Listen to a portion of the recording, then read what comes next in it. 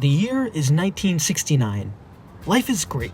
The civil rights movement finally put an end to legalized segregation. The Beatles just had their last public performance on a rooftop, and Richard Nixon just won a landslide election against Hubert Humphrey. Your biggest concerns are the Vietnam War, and of course, what hand you're going to play in Mahjong.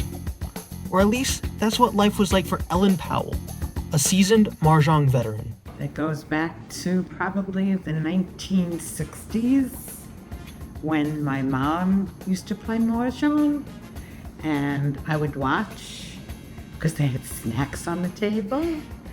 And it was a very interesting game, and the more I watched, the more I understood the game. And I had a bunch of friends, and we would play, and I've been playing ever since. Of course, at her age, Mahjong was the modern-day equivalent of scrolling on our phones, a source of entertainment that caused hours to fly by.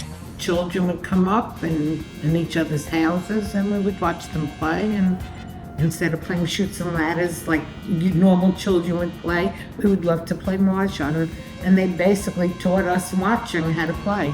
To Ellen and her friends, Mahjong wasn't ancient or intimidating, it was simply fun. Mahjong wasn't just an activity, it was a teacher, a connector between generations. And decades later, the lessons it offered were still unfolding. For some, it helped to pass time, and for others, a way back to life. And she was in a hospital for like weeks, 6 weeks, and one of the only things that she could do when she wasn't doing the physical rehab was to play Mahjong. Her friends, her mom, her sister would come up and they could play Mahjong. What is only a game to some becomes so much more to others. A chance to connect. Lee and Ashley launched Maj in the City, a community thriving towards teaching all individuals how to reconnect with the ancient game, and with it, endless stories from earlier generations. Honestly, we love the fact that Mahjong is its own little community. People are connected that have not otherwise be connected. For example, we have a neighbor group of girls that learned to play 3 years ago. Their children don't overlap. They wouldn't necessarily be friends, but they started playing Mahjong together, and they meet once a week and get together. Just like the roots of an ancient tree, Mahjong embeds itself deeply into the communities it touches, cultivating lasting friendships that endure through generations.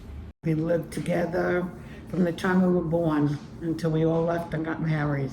So we lived together for 20 years, I guess we might say. But we laugh, we have fun. We play for fun, not for anything else. If you've ever seen people play Mahjong and thought, this looks too hard to play, you aren't alone. But the game is actually much easier to play than you might realize. To begin, every tile is dumped into the middle of a table and shuffled around face down. Each of the 4 players then build their wall, creating a line of tiles too high across their board. From there, the dealer distributes tiles in a counterclockwise pattern until each player has 13 tiles and the dealer has 14.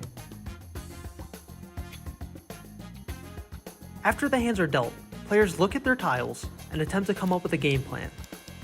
Then, each player chooses 3 of their tiles to pass along to the player on the right, then across, then left, and left again. After this is done, the dealer throws a tile into the middle, and players take turns drawing from the walls built at the start of the game until someone matches one of the 60 to 70 different hands on the Mahjong card. The card, in my opinion, is the harder part.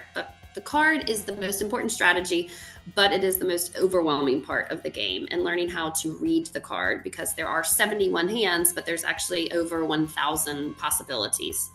The card provides players with different tile combinations that can lead to a player achieving Mahjong. It's a brain game. It's good for you. All of these things, reasons to play Mahjong are it staves off cognitive decline, which is really important.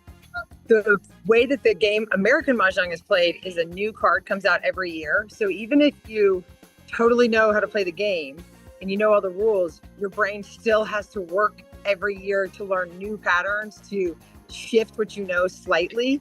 Like a flower blooming in the spring, so does this ancient game, undergoing a metamorphosis every year, opening its petals to new players. Ever-changing and growing, Mahjong isn't just a game. It's a tradition, a connection, a memory, a legacy. And like the flower tile itself, it blooms again and again.